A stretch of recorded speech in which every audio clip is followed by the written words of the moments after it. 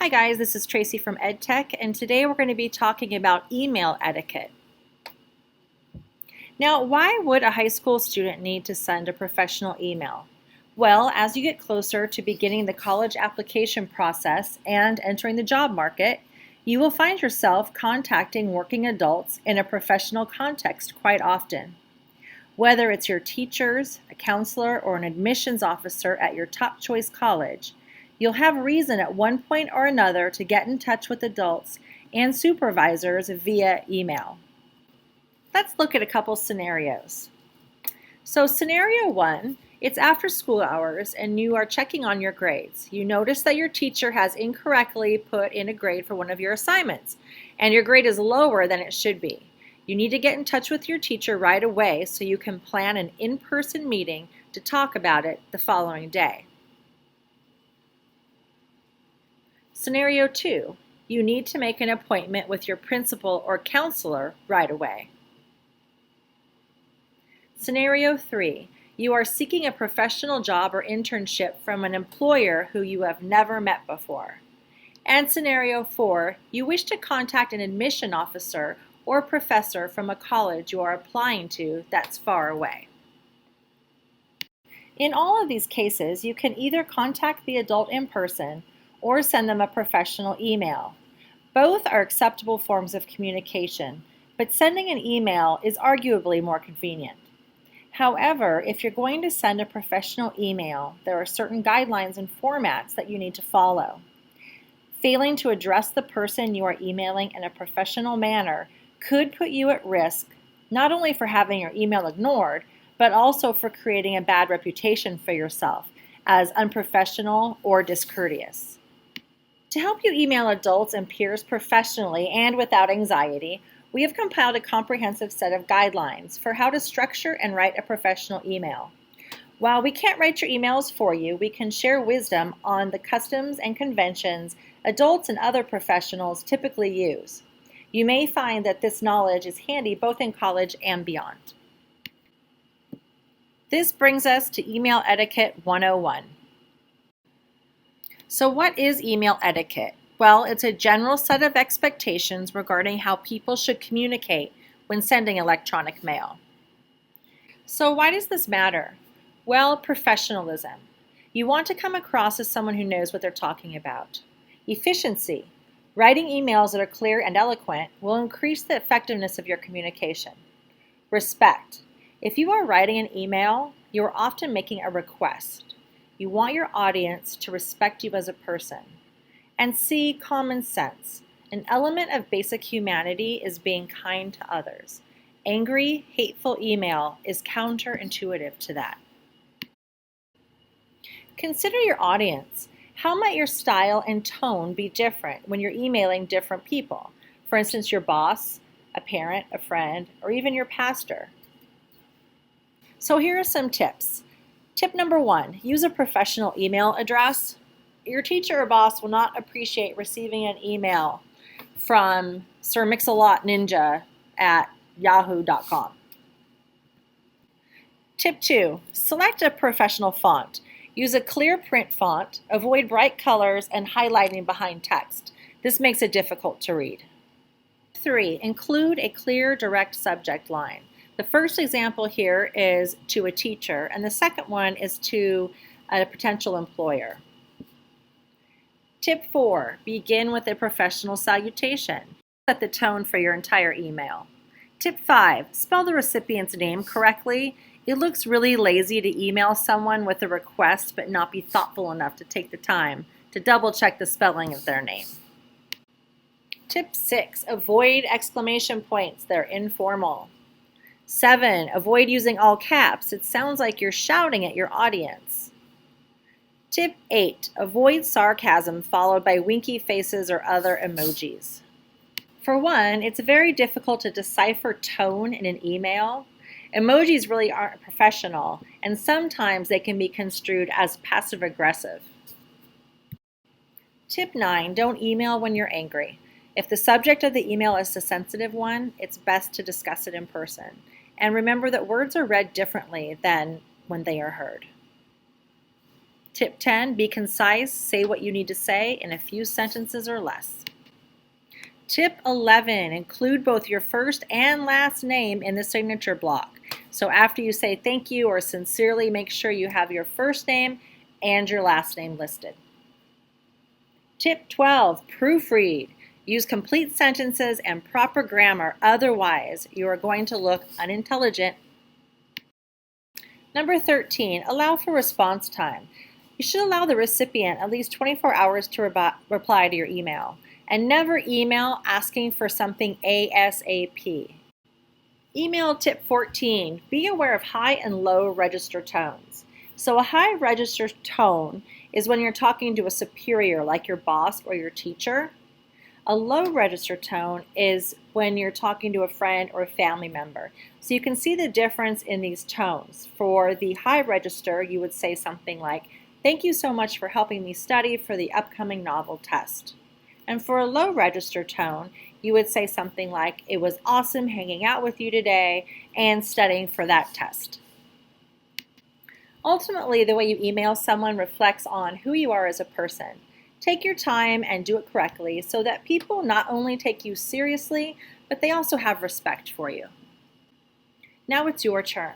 So what I'd like you to do is take this time to open your Gmail account, compose an email to one of your teachers, and explain to them that you're practicing proper email etiquette. You could ask them a question about a grade or an upcoming assignment, or something you're looking forward to or proud of, or even just thanking them for being your teacher. In your email, be sure to ask them for feedback on the quality of your email message or tips that might make it better for future emails. Teachers, if you could please pause this video and allow students time to work, and when they're all finished, go ahead and resume the video. The second portion of this video is going to be about social media, your digital footprint, and your future. It's important for you to know what's out there on the internet about you as you're applying for colleges and applying for work or internships.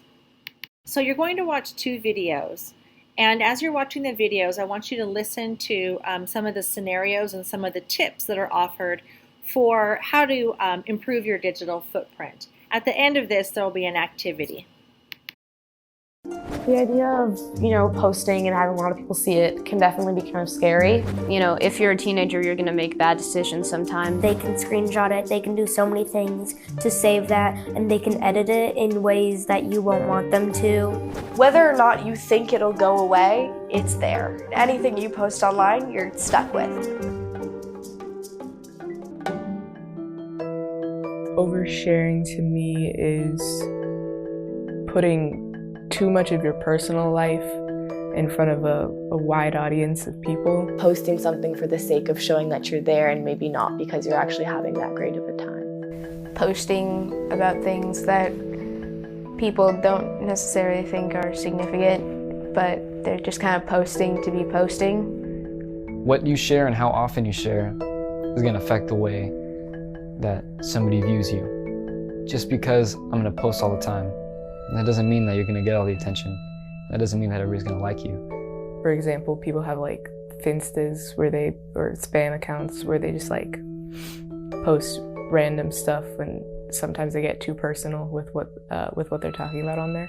Things that are meant to be texted one-to-one, people tend to post online so 50 other people can see their plans for tomorrow or the next weekend. You could be doing something like that could potentially endanger yourself by making your account public and saying too much about where you live or who you are. When I'm in like a cool location and I want to show everybody where I am, but most of the time I'll just tag where I am on like a Snapchat story so people can know.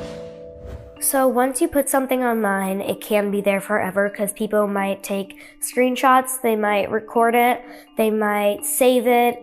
I don't think people don't realize that it's going to be there forever. I think they just don't care. A lot of people have this mentality of like, what I'm doing is very insignificant. Why is anyone gonna care about this? You should be cautious of what you post. Don't post your pictures and think like, okay, nobody's seeing me, nobody's screenshotting me, nobody doing nothing, because people doing that, you're just not gonna know. Your Snapchats, despite the fact that they only last, 4 to 8 seconds, they're still there.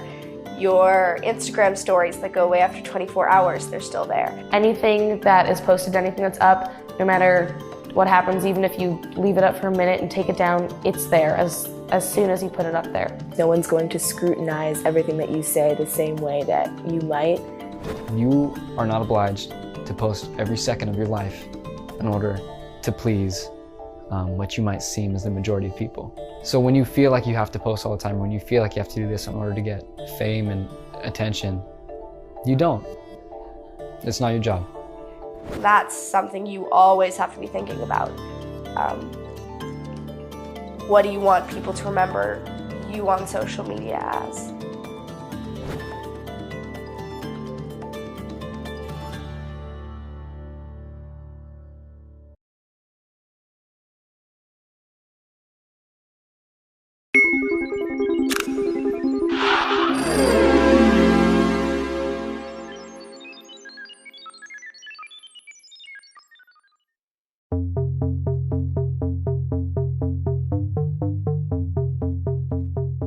Hi guys, I'm Willow B, a YouTuber and online safety campaigner, and you're watching the Live My Digital video series. Today's topic is the digital footprint. I'm here at Google, one of the most exciting tech companies in the world, and I can't think of anywhere more perfect to shoot the video for today's topic. That's because this video is all about having awareness of your reputation and thinking of cool things you can do online to get yourself noticed so that one day you can land yourself a cool job at somewhere like Google. This video gives you insights into how digital footprints are formed, why it's important to be aware of them, how you can manage your digital footprint, and ways to make it work to your advantage. I think of social media like a digital diary.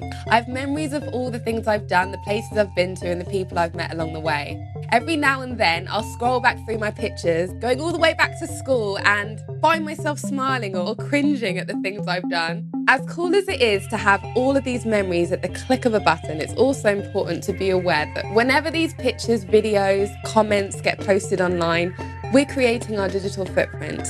And if that stuff is embarrassing or inappropriate, it may be visible for the whole world to see. A digital footprint is the trail of digital information we leave behind us when we do anything online. When we share, search, join groups or buy things, all of this information is stored somewhere. Sometimes we know about it, and sometimes we really don't. Research shows that 48% of employers will use search engines to research you before considering you for a position. And if you decide to apply for university further down the line, many of them will also research your digital footprint as part of the application process. In these situations, having a good digital footprint can massively work in your favour. What do you want people to discover when they search you? We're already seeing 6-second CVs on Vine, portfolios beautifully displayed on Pinterest, creative CVs developed via Snapchat stories, and people showcasing their hobbies and interests like fashion and photography through their blogs and YouTube channels like mine. The things we post today could be important years down the line. When content that reflects you in a negative light is easily visible in search, your online reputation is at risk. Here's what a group of students I spoke to had to say on the matter. Because you can't control what other people are doing, and if they're tagging you, it seems a bit like you're overreacting if you're telling them to take it down and stuff. It's not like every single picture you post goes up on Google Images, so when you post something you think it probably won't go up, but it can because some do.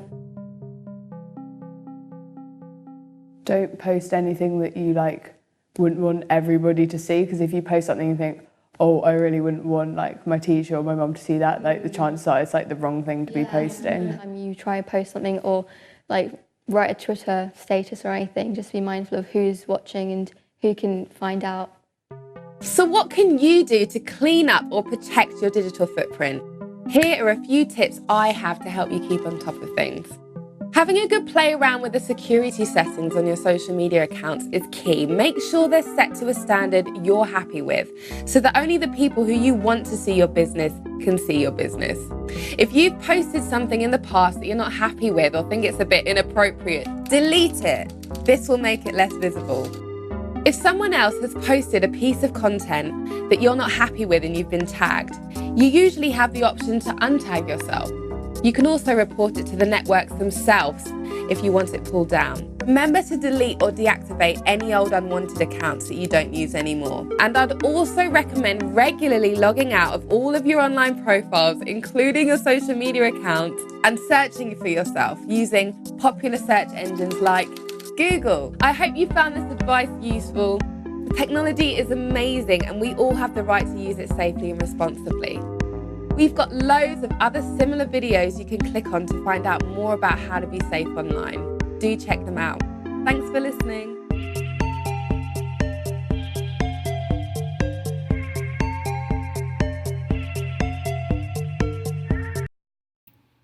Now it's your turn. Take this time to consider your own digital footprint. Do you know what is out there about you? Search your name using the following tips. You can use different internet browsers like Chrome, Safari, Explorer, or use various search engines like Google, Yahoo, and Bing. Enclose your name in quotation marks. Search your entire name, your first, middle, and last name.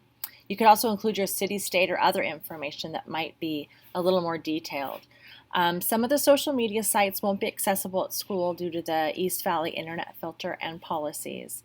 So make sure you make note of any questionable or untrue material about you that you would like to change and start taking the necessary steps to put the best you out there for the world to see.